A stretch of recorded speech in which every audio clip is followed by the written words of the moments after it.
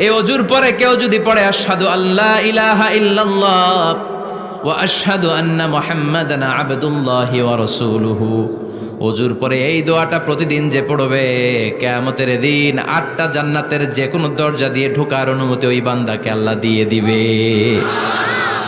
আপনাদের জন্য আছে। Still now you have the opportunity man. এই সুযোগ, চান্স আপনার জন্য আছে। ছোট্ট আমল, প্রতিদিন অজু তো করাই লাগে নামাজের জন্য। এই অজুর পরেই এই শাহাদাতের বাক্যটা পাঠ করলে 8টা দরজা দিয়ে ঢোকার অনুমতি আপনাকে দিবে কে?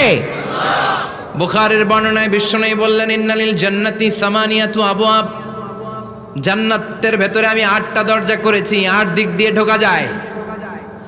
মিনহা বাবুন ইউসাম্মা আর-রায়্যান, ওই 8টা দরজার মধ্যে স্পেশাল একটা দরজা আছে, ওই দরজার নাম হলো রায়্যান।